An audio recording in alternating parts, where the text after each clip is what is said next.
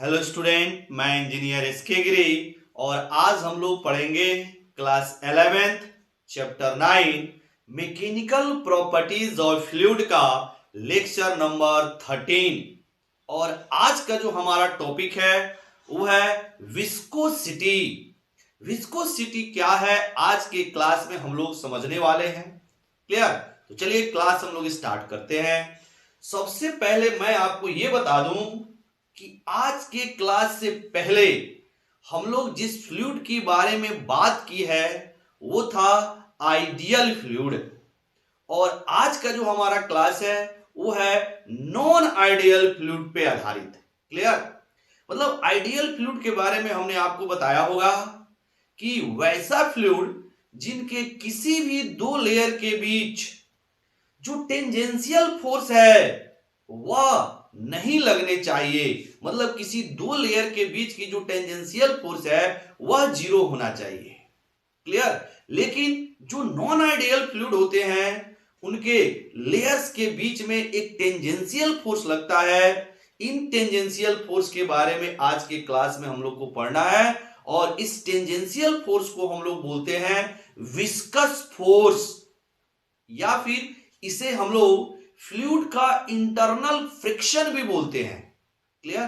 Fluid का internal friction भी बोलते हैं। मतलब हम लोग ये समझे कि जो नॉन आइडियल फ्लूइड होते हैं उनके लेयर के बीच में एक फ्रिक्शन फोर्स लगता है, उसे हम लोग विस्कस फोर्स बोलते हैं। और फ्लूइड की इस प्रॉपर्टी को विस्कोसिटी बोला जाता है। क्लियर? तो आइए पहले हम लोग इसकी डेफिनेशन को लिखते हैं।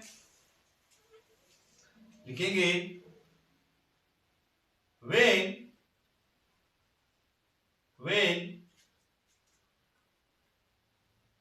a layer is slipping on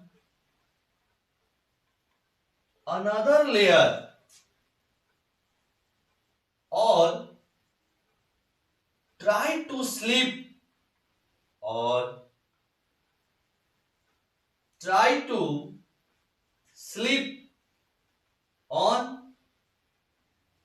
another layer, then a tangential force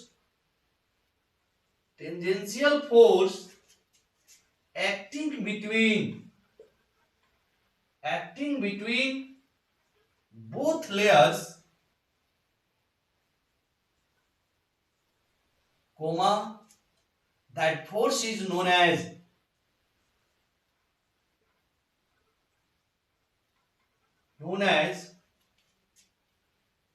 viscous force or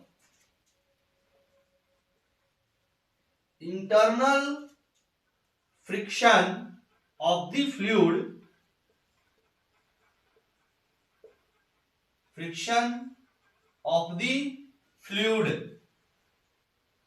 and that property, this property of the fluid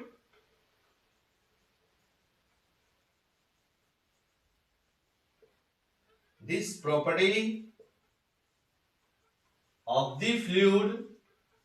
known as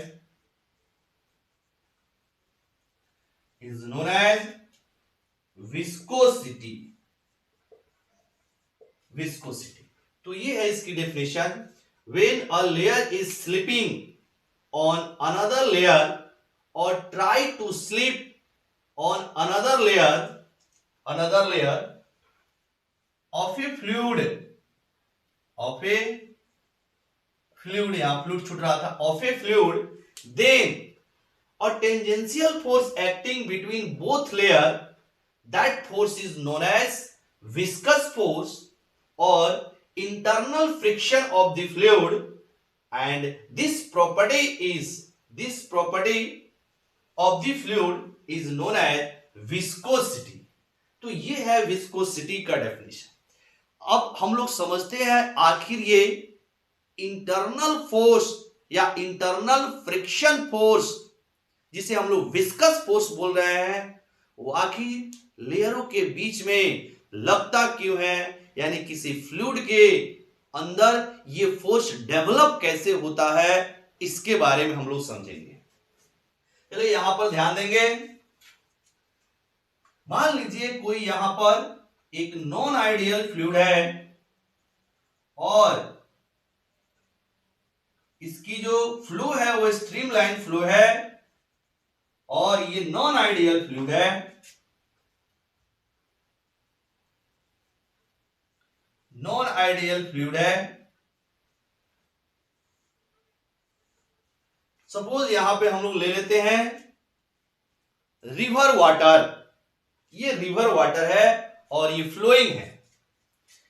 तो जैसे जैसे हम लोग सरफेस से, इसके सरफेस से नीचे की ओर जाते हैं, जो फ्लूइड के लेयर्स हैं उनका स्पीड धीरे धीरे कम होते चला जाता है और रिवर बेड तक जाते जाते इसकी वेलोसिटी 0 हो जाती है। सपोज ये आपका रिवर बेड है, रिवर बेड है।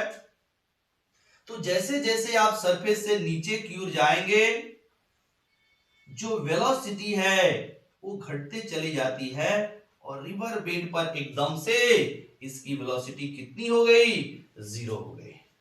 क्लियर। अब देखेंगे होगा क्या। मान लीजिए इसको हम लोग पहला सरफेस बोला, ये दूसरा surface, surface in the sense of layer. मान लीजिए ये पहला लेयर है, ये आपका दूसरा लेयर है। उसी तरह डैश डैश आगे भी लेयर्स हैं। जो पहला लेयर है इसकी जो वेलोसिटी है वो v1 है, जो दूसरा लेयर है इसकी वेलोसिटी v2 है, इसकी वेलोसिटी v3 है, इसकी वेलोसिटी v4 है एंड सो ऑन। तो यहां पर जो v1 है वो v2 से बड़ा है, v2 v3 से बड़ा है, v3 v4 से बड़ा है एंड सो ऑन। तो अब यहां पे आप ध्यान देंगे, जो आपका वाटर है या फिर यहां पर कोई भी फ्लूइड है जो नॉन आइडियल है, अगर इस तरह से इसका फ्लो हो रहा है तो किसी भी दो लेयर के बीच में आप देखेंगे तो वहां पर आपको एक रिलेटिव वेलोसिटी मिलेगी। मतलब किसी भी दो लेयर की जो वेलोसिटी है वो सेम नहीं है, दोनों लेयरों के बीच में कुछ वेलोसिटी का डिफरेंस है, कुछ वेलोसिटी का चेंज है। मतलब यहां पर जो वेलोसिटी है वो सेम नहीं है। तो अब इसमें होगा क्या, मान लीजिए जो पहला लेयर है, जो फर्स्ट लेयर है, वह सेकेंड लेयर से इसकी वेलोसिटी ज्यादा है, तो ऐसा लगेगा जो फर्स्ट लेयर है वो सेकेंड लेयर पे फिसल रहा है, स्लिप कर रहा है। ठीक है, यानी कि जो फर्स्ट लेयर है वह सेकेंड लेयर पर स्लिप कर रहा है। मतलब पहला और दूसरे लेयर के बीच में कुछ रिलेटिव आपकी वेलोसिटी है। तो जैसे ये पहला लेयर दूसरा लेयर पे स्लिप कर रहा होगा, इनके बीच में एक टेंजेंशियल फोर्स लगता है। इस टेंजेंशियल फोर्स को हम लोग विस्कस फोर्स बोलते हैं या फिर फ्लूइड का इंटरनल फ्रिक्शन बोला जाता है। ठीक है, तो आखिर ये विस्कस फोर्स आया कहां से, तो लेयर के बीच की जो रिलेटिव वेलोसिटी है उसके कारण यहां से आपको एक टेंजेंशियल फोर्स मिला। और ये जो टेंजेंशियल फोर्स है वो क्या करता है, इनके रिलेटिव मोशन का अपोज भी करता है। तो यहां पे जो डेफिनेशन है उसमें हम एक लाइन जोड़ भी सकते हैं, when a layer is slipping on another layer or try to slip on another layer of a fluid, then tangential force acting between both layer। यहां पे इसके बाद में ये भी लाइन जोड़ सकते हैं, which opposes the relative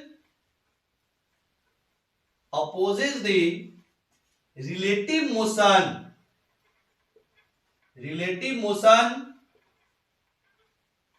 of the layers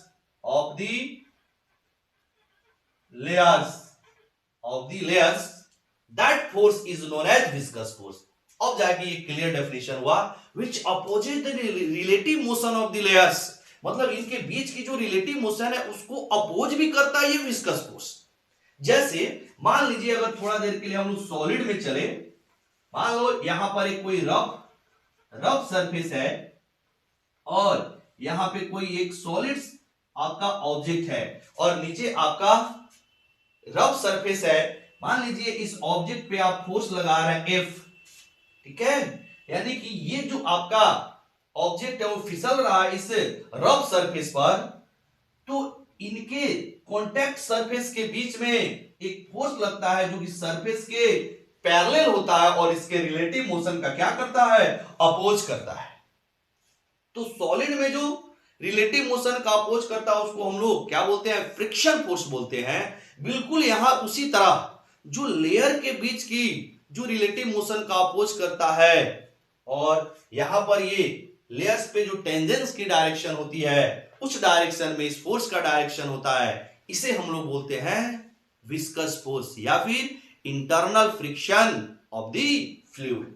और ये बना कहां से, तो यहां पर लेयर्स के बीच में एक रिलेटिव वेलोसिटी मिली, एक रिलेटिव मोशन मिला, उसके कारण यहां पर ये फोर्स बना।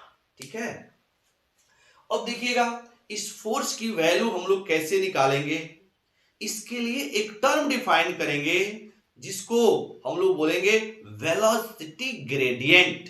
अब एक वर्ड यहां पे आया है ग्रेडियंट, तो ग्रेडियंट का मतलब समझेंगे, किसी भी फिजिकल क्वांटिटी के ग्रेडियंट निकालना है, इट मींस कहीं ना कहीं उसके लेंथ, उसमें लेंथ से डिवाइड हुआ है या फिर उसमें डिस्टेंस से डिवाइड हुआ है। मतलब किसी भी फिजिकल क्वांटिटी का अगर आपको ग्रेडियंट निकालना है तो समझ लेना है कि उस फिजिकल क्वांटिटी में या तो लेंथ से डिवाइड हुआ है या फिर डिस्टेंस से डिवाइड हुआ है।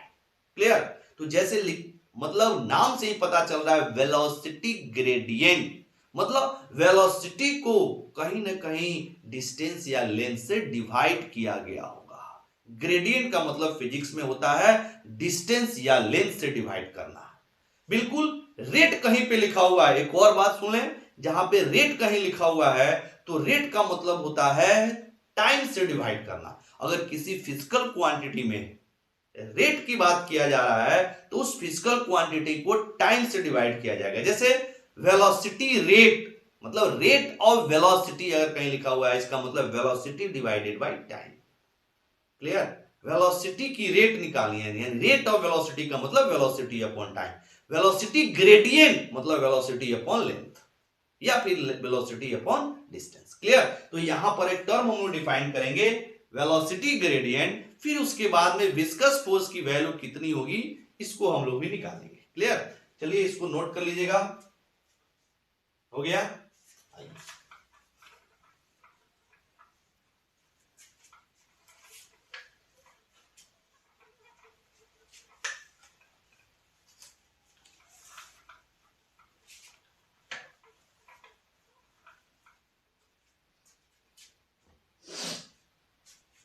यहां पर हेडिंग लगाएंगे वेलोसिटी ग्रेडियंट, इसको हम लोग शॉर्ट फॉर्म में VG बोलेंगे, V for velocity, G for gradient. फिर से हम यहां पर जो लेयर्स के वेलोसिटी है उनको एक डायग्राम से यहां पे दिखा रहे हैं। ये रिवर बेड था, यहां नीचे की वेलोसिटी 0, और इन सब लेयर, जैसे हमने पहला इसको फर्स्ट लेयर बोला था, इसको सेकेंड लेयर, और dash dash third layer, fourth layer, and last में जो लेयर बना उसकी वेलोसिटी 0 जो रिवर बेड से कनेक्टेड है। सपोज यहां की वेलोसिटी v1, इसकी वेलोसिटी v3, इसकी वेलोसिटी v4, v3 इसकी v4 एंड सो ऑन। तो यहां पे कोई हम दो लेयर की बात करते हैं, फर्स्ट लेयर और सेकेंड लेयर को ले लेते हैं। मान लीजिए पहली जो लेयर है इसकी वेलोसिटी और दूसरी जो लेयर है उसकी वेलोसिटी, तो जो पहली लेयर है उसकी वेलोसिटी ज्यादा है और जो दूसरी लेयर है उसकी वेलोसिटी क्या है, थोड़ी कम है पहले लेयर से। तो मान लीजिए अगर सेकेंड लेयर की वेलोसिटी हम v मान लेते हैं, तो जो फर्स्ट वेलोसिटी की जो लेयर हो, जो आपका जो फर्स्ट लेयर है उसकी जो वेलोसिटी है, मतलब जो सेकेंड लेयर है उसकी वेलोसिटी को हमने क्या मान लिया, v मान लिया, तो फर्स्ट लेयर की जो वेलोसिटी है वो v से ज्यादा ही होगा। तो मान लीजिए v से थोड़ा ज्यादा है, यानी v प्लस डेल्टा v या dv। dv का मतलब यहां फिजिक्स में क्या है, जहां भी कहीं फिजिक्स में डी लग गया या डेल्टा लग गया, मान लीजिए वो वैल्यू आपका बहुत ही छोटा है। मतलब डीवी का मतलब बहुत छोटी चेंज आपकी वेलोसिटी की। तो यहां पर जो आपका फर्स्ट लेयर की वेलोसिटी कितना मान लिया, v प्लस डीवी, और इनके बीच की जो डिस्टेंस है उसको हमने बोल दिया dz। मतलब दोनों लेयर के बीच की जो डिस्टेंस है उसको क्या बोल दिया, dz। तो यहां पर जो वेलोसिटी ग्रेडियंट डिफाइंड होता है, velocity gradient is equal to इन दोनों लेयर के बीच की जो वेलोसिटी में चेंज कितना है उसे पहले निकाले। तो दोनों की वेलोसिटी चेंज कितना हो जाएगा, यानी चेंज इन वेलोसिटी, ऐसे बोले चेंज इन वेलोसिटी कितना हो जाएगा जी, v1 माइनस v2, यानी v plus dv minus v कितना हो जाएगा, dv। तो चेंज कितना हो गया, dv हो गया। और इनके बीच की जो डिस्टेंस है वह कितना है, तो dz है। मतलब किसी दो लेयर के बीच की जो वेलोसिटी चेंज है और उन दो लेयर के बीच की जो डिस्टेंस है, इनका जो अनुपात है, इनकी जो रेशियो है, वो आपका वेलोसिटी ग्रेडियंट कहलाता है। तो हम लोग पहला और दूसरा लेयर के लिए निकाला है। तो फर्स्ट और सेकेंड लेयर के लिए हमने निकाला, सेकेंड लेयर की वेलोसिटी v है और फर्स्ट लेयर की वेलोसिटी v प्लस dv है, और दोनों लेयर के बीच की डिस्टेंस dz है। तो वेलोसिटी ग्रेडियंट कितना हो जाएगा, v dv, dv by dz, dv by dz। और यहां पर v क्या है, वेलोसिटी है, वॉल्यूम नहीं वेलोसिटी। अब देखिए इसका इंपॉर्टेंट पॉइंट, इंपॉर्टेंट पॉइंट क्या है, अगर इसकी एसआई यूनिट की बात करें तो एसआई यूनिट कितनी हो जाएगी, लिखिए हम लोग यहां पर the SI unit of velocity gradient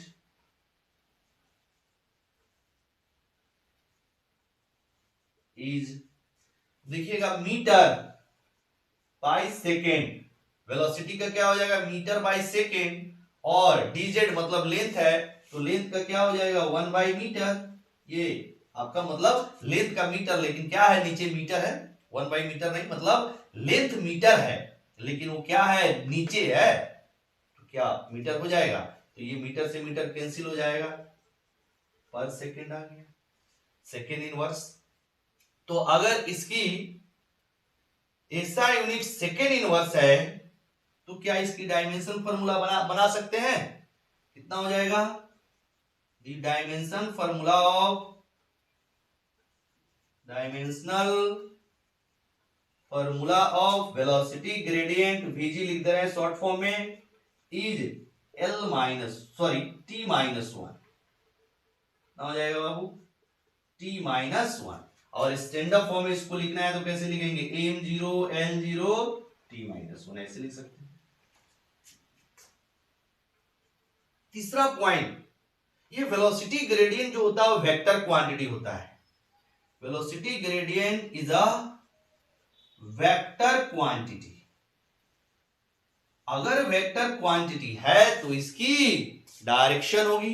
तो इसकी जो डायरेक्शन होता है, जो फ्लूइड का फ्लो है उसके परपेंडिकुलर डायरेक्शन में, और परपेंडिकुलर भी उस डायरेक्शन में जिस डायरेक्शन में आपका लेयर की वेलोसिटी बढ़ रहा हो, लेयर की जो वेलोसिटी है बढ़ रहा हो उधर होगा, और फ्लो के परपेंडिकुलर होगा। पहले इसको लिखते हैं फिर समझा रहे हैं।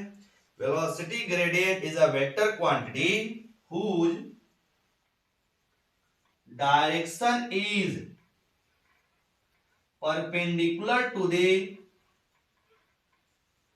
perpendicular to the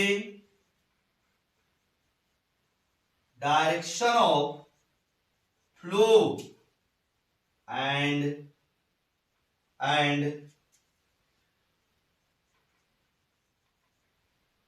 velocity of layer, sorry, direction of flow and increasing and increasing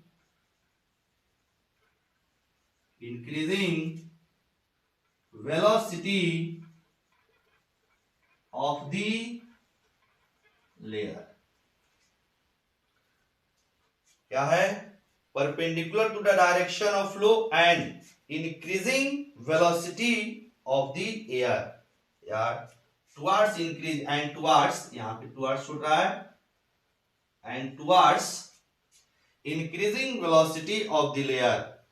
मतलब यहां पर देखना, अगर मान लीजिए यहां पर हम लोग को वीजी की डायरेक्शन निकालनी है, तो फ्लो की डायरेक्शन ऐसे है, देखिएगा। अब यहां पर मान लीजिए यहां पर अगर हम लोग को निकालना है तो फ्लो के परपेंडिकुलर ऐसे, फ्लो ऐसे है तो फ्लो के परपेंडिकुलर ये भी हो सकता है और फ्लो के परपेंडिकुलर नीचे भी हो सकता है। तो ये किधर है? बोल रहा है कि towards increasing velocity of the layer, मतलब लेयर के वेलोसिटी के, सॉरी, जो लेयर है उसकी जो वेलोसिटी बढ़ रहा है उधर, तो ऊपर यानी V1 का जो वेलोसिटी है वो बढ़ रहा है, यानी पहले लेयर की जो वेलोसिटी है वो बढ़ रही है, और इसके नीचे यानी कि V2 के नीचे जो आपका लेयर्स है उसकी वेलोसिटी घट रही है। तो ये वाला डायरेक्शन नहीं लेना है, जिधर लेयर की वेलोसिटी बढ़ रही है उधर लेना है। तो ये हो जाएगा आपका VG की डायरेक्शन, मतलब ये हो गया फ्लो की डायरेक्शन, और इसके परपेंडिकुलर, और ये इसलिए परपेंडिकुलर क्योंकि ऊपर की साइड लेयर की वेलोसिटी बढ़ रही है और नीचे की साइड लेयर की वेलोसिटी घट रही है। तो घटते हुए लेयर के घटते हुए वेलोसिटी, जो लेयर है उसके घटते हुए वेलोसिटी की ओर नहीं जाना है, बढ़ते हुए, यानी कि इसकी डायरेक्शन किधर हो जाएगी? ऊपर की ओर हो जाएगी। तो ये है आपका वेलोसिटी ग्रेडियंट, ठीक है। Velocity gradient is the vector quantity whose direction is perpendicular to the direction of flow and towards increasing velocity of the layers। हो गया? इसको पॉज करके नोट कर लीजिएगा। हो गया? चलिए, अब इसके बाद में हम लोग हेडिंग लगाएंगे विस्कस फोर्स, मतलब जो फ्लूइड के लेयर्स के बीच की जो टेंजेंशियल फोर्स है उसकी वैल्यू हम लोग कैसे निकालेंगे, जिसे हम लोग विस्कस बोलते हैं, विस्कस फोर्स बोलते हैं, या फिर इसको internal friction of the fluid बोलते हैं।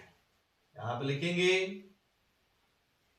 विस्कस फोर्स, या इसको इंटरनल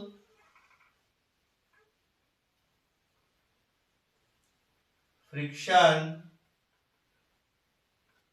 ऑफ द फ्लूइड भी बोलते हैं।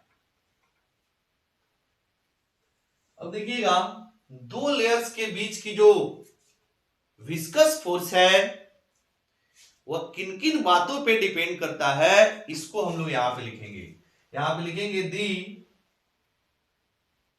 टेंजेंशियल फोर्स, या इसको हम लोग विस्कस फोर्स बोले, viscous force between the layers of the fluid, layers of the fluid, या यहां पे मॉम लग जाएंगे,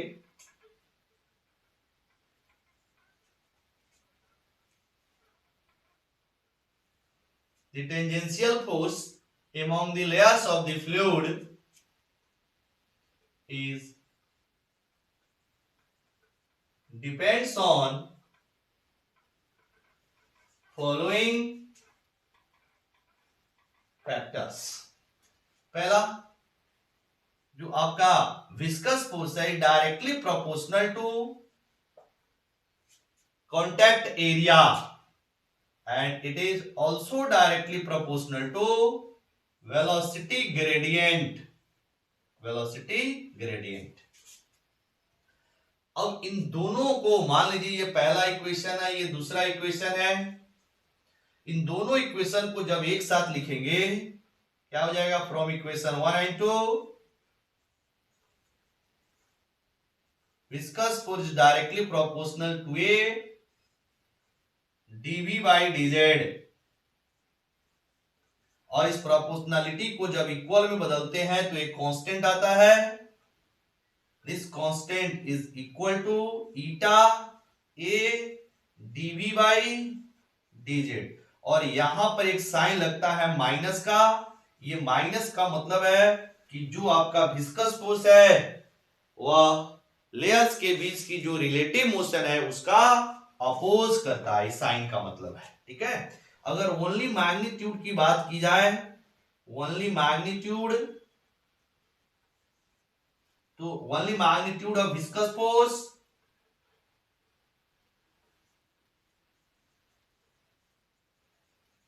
कितना होगा? F is equal to eta A dv by dz। अब यहां पर जो ईटा है यहां पर लिखेंगे वेयर, इसको पढ़ते हैं ईटा। ईटा, ईटा क्या बोलते हैं? Coefficient of, coefficient of viscosity. अब जो आपका विस्कोसिटी का जो कोएफिशिएंट है, मतलब ईटा, कोएफिशिएंट ऑफ जो विस्कोसिटी होता है वह फ्लूइड के नेचर, मतलब फ्लूइड के नेचर पे डिपेंड करता है और टेम्परेचर एंड प्रेशर पर भी डिपेंड करता है। मतलब कोएफिशिएंट ऑफ विस्कोसिटी की जो वैल्यू होती है किन पे डिपेंड करता है?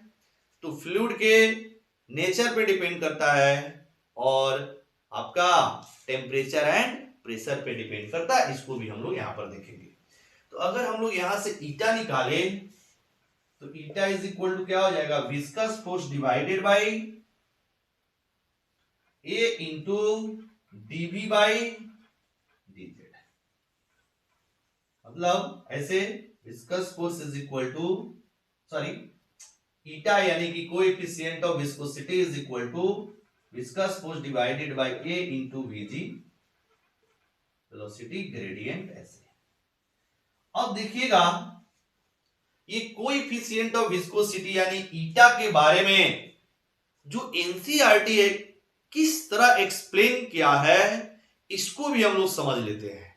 जो एनसीईआरटी एक्सप्लेन किया है, मतलब कोएफिशिएंट ऑफ विस्कोसिटी के बारे में वो कैसे एक्सप्लेन किया इसको समझते हैं। एनसीईआरटी के अकॉर्डिंग जो आपका ये ईटा आया है वो बोलते हैं किसके टर्म में? तो शेयरिंग स्ट्रेस और स्ट्रेन रेट के जो रेशियो होता है वह होता है आपका कोएफिशिएंट ऑफ विस्कोसिटी। मतलब sharing stress upon strain rate, sharing stress upon strain rate. वो कैसे? तो आइए इसको समझते हैं। पहले इसको आप पॉज करके नोट कर लीजिएगा बाबू। हो गया? आइए यहां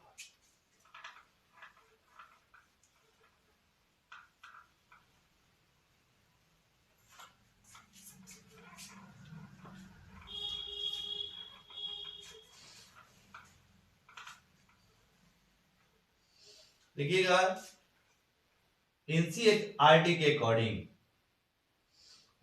टू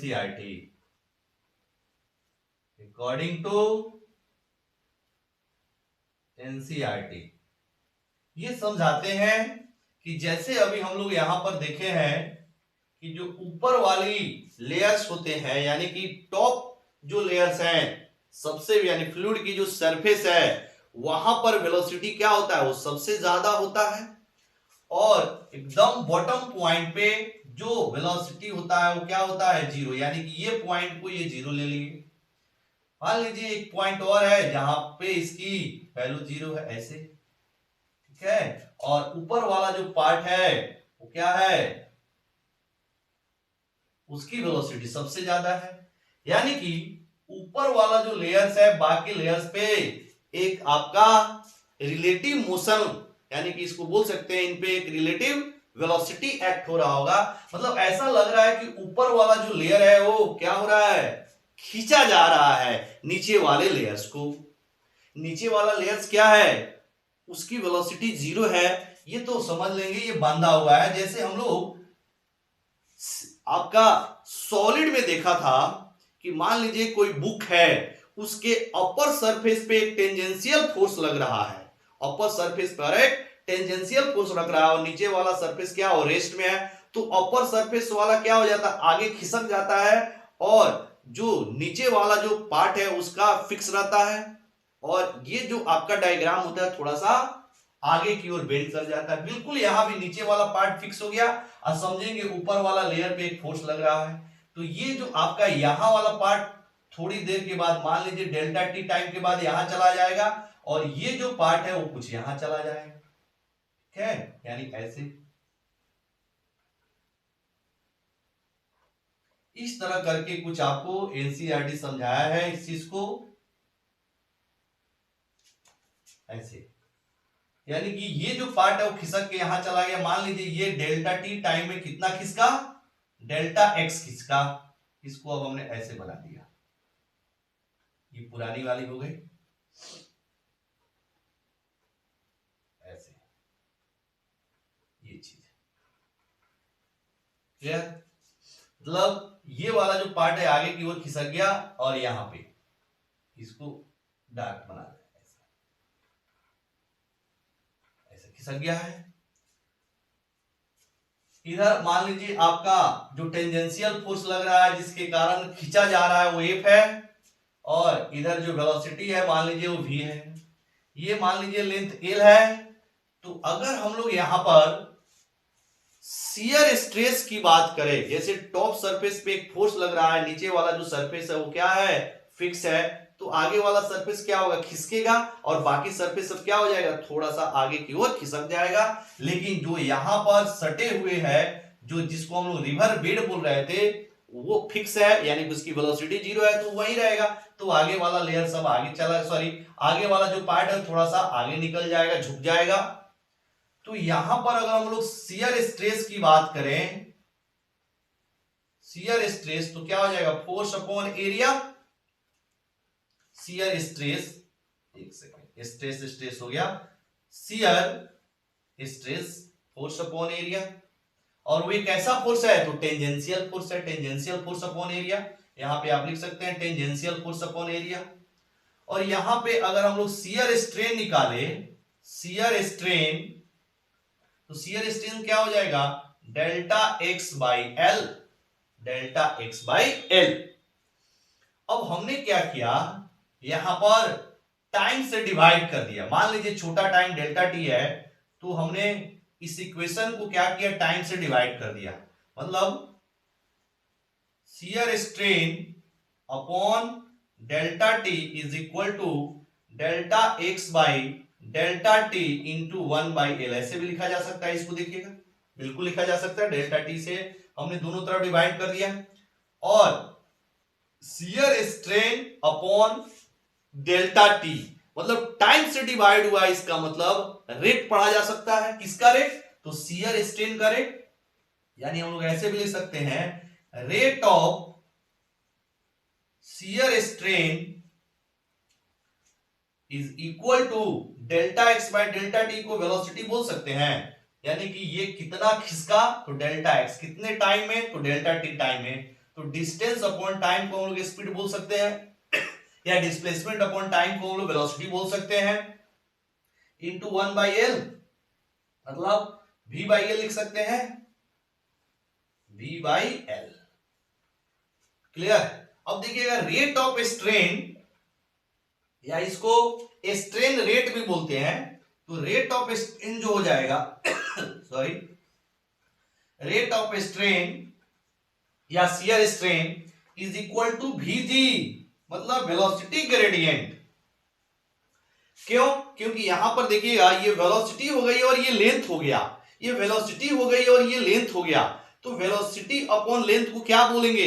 वेलोसिटी ग्रेडियंट। हमने अभी बताया कि लेंथ से डिवाइड करेंगे उसको ग्रेडियंट पढ़ेंगे, तो ये vg हो जाएगा वेलोसिटी ग्रेडियंट के बराबर, वेलोसिटी अपॉन लेंथ। तो यहां पर ये बोलते हैं कि जो कोएफिशिएंट ऑफ विस्कोसिटी होता है, coefficient of viscosity is equal to shear stress, shear stress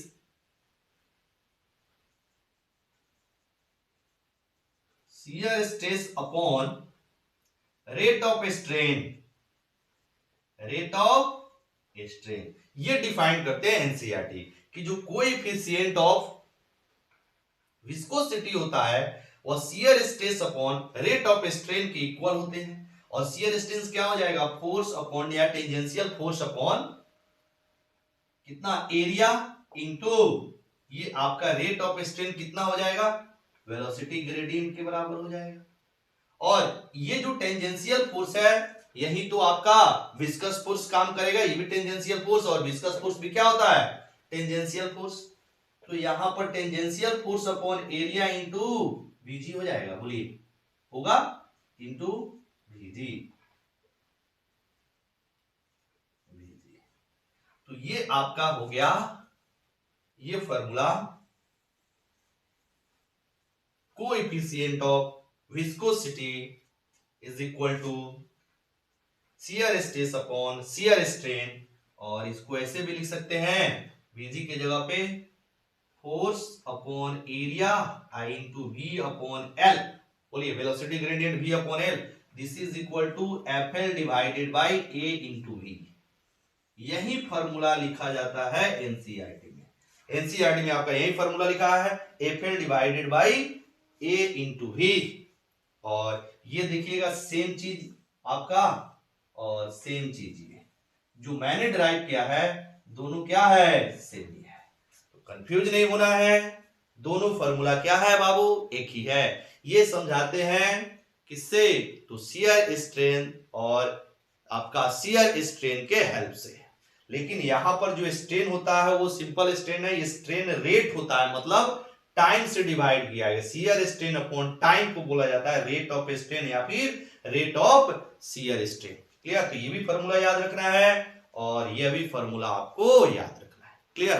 अब आइए इसके हम लोग चलते हैं इंपॉर्टेंट पॉइंट पढ़ने, यानी कि कोएफिशिएंट ऑफ विस्कोसिटी के इंपॉर्टेंट पॉइंट में सबसे पहले इसकी एसआई यूनिट क्या है, इसके डायमेंशनल फार्मूला क्या है, ये किन किन बातों पर डिपेंड करता है, ये सारी चीजें इसको नोट कर लेंगे आप।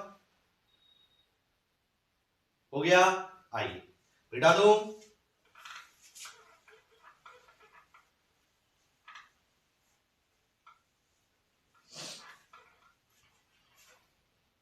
सबसे पहले अगर हम लोग इसकी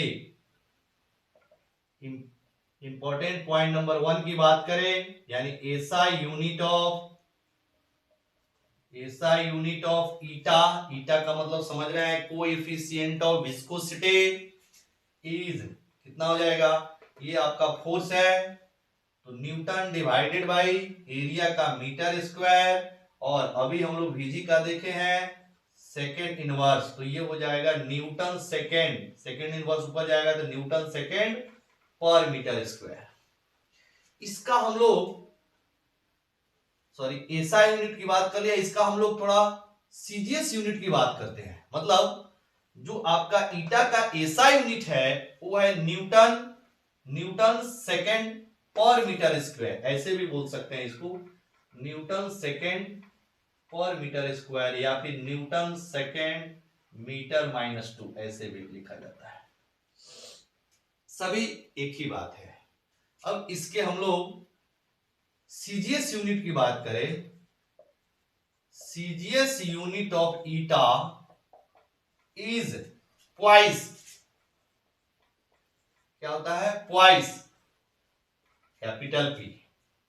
तो 1 newton second per metre is equal to 10 क्वाइल्स होता है। मतलब सीजीएस को आप एसआई में कन्वर्ट कर सकते हैं इसके हेल्प से। तीसरा, अगर इसकी डायमेंशनल फार्मूला की बात करें तो dimensional formula of eta is equal to क्या हो जाएगा, ईटा इज फोर्स का ml_t-2, ऊपर फोर्स नीचे एरिया का L² और t-1 वेलोसिटी ग्रेडियंट का।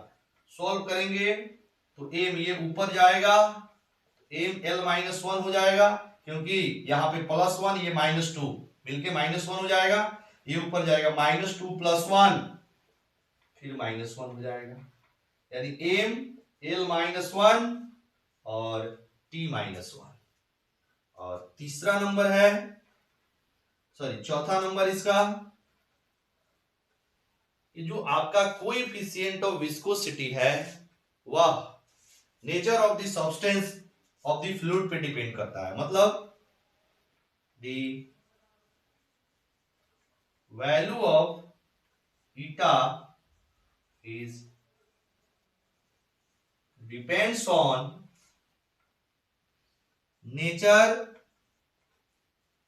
of the fluid and temperature, nature of the fluid, comma temperature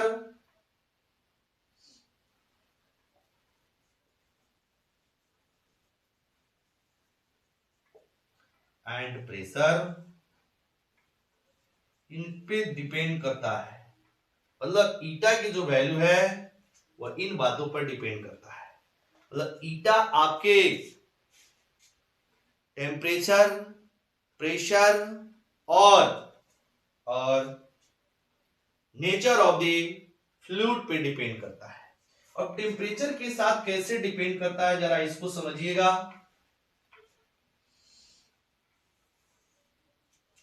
यहां पे लिख रहे हैं, मतलब जो विस्कोसिटी है या कोएफिशिएंट ऑफ विस्कोसिटी है, यहां पे लिख रहे हैं पांचवा point, the viscosity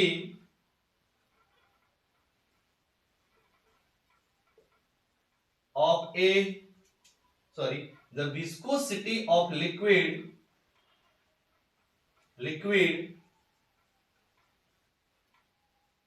decreases with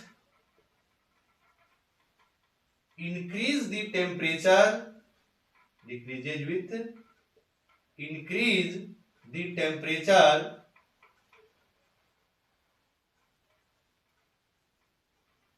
but the viscosity of gas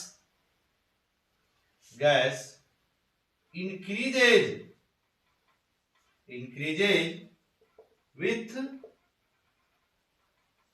increase the temperature।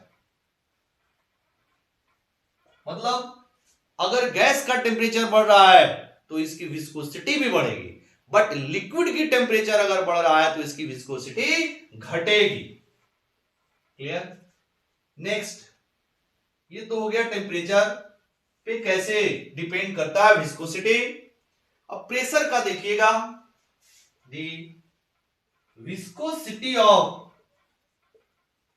Liquid, the viscosity of liquid increases, the viscosity of liquid increases with increase the pressure but the viscosity of water, but the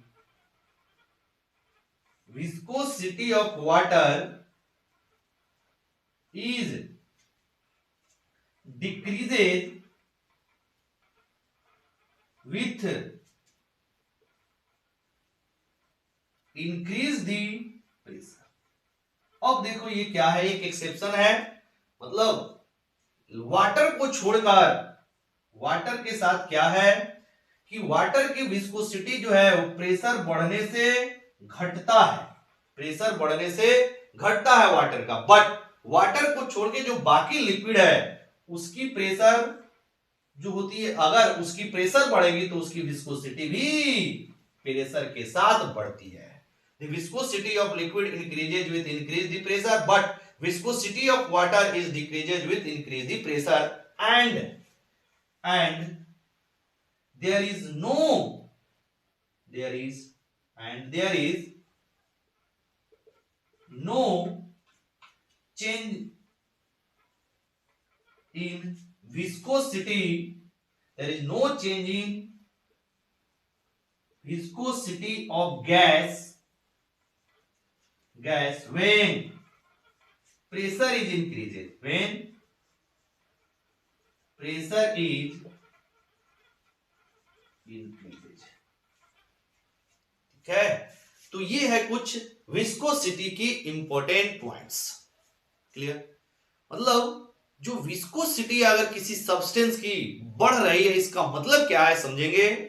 मान लीजिए आपके पास कोई दो substance है, suppose एक water है दूसरा शहद है, हनी।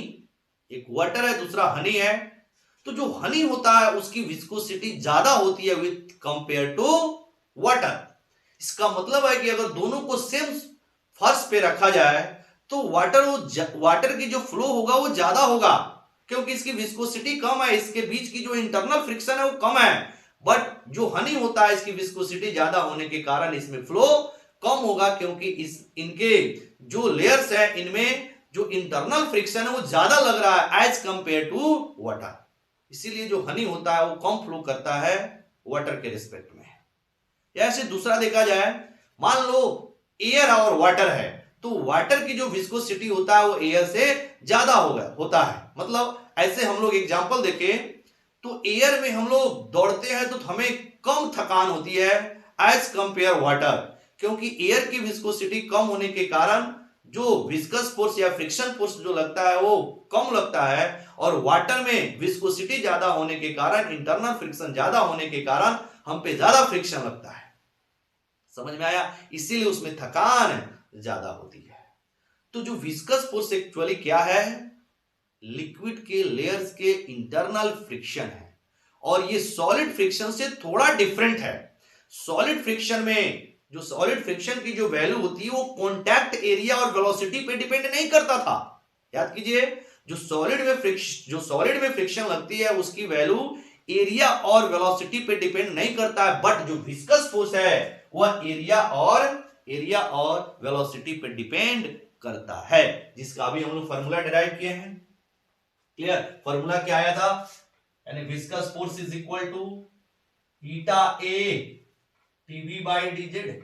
मतलब एरिया पे भी डिपेंड करता है, देखिएगा एरिया पर भी डिपेंड करता है और वेलोसिटी पर भी डिपेंड करता है, बट सॉलिड की जो फ्रिक्शन है वो एरिया और वेलोसिटी पर डिपेंड नहीं करता है। मतलब जो लिक्विड की लेयर्स के जो इंटरनल फ्रिक्शन है वह सॉलिड के फ्रिक्शन से डिफरेंट है। क्लियर? सॉलिड के फ्रिक्शन एरिया और वेलोसिटी पे डिपेंड नहीं करता है, बट लिक्विड के लेयर्स के जो इंटरनल फ्रिक्शन है वह एरिया और वेलोसिटी पे डिपेंड करता है। क्लियर हुआ? तो आज का हम लोग का क्लास आज यही होता है खत्म। चलिए फिर हम लोग मिलेंगे नेक्स्ट वीडियो में, तब तक आप पढ़ते रहें। Very very thank you.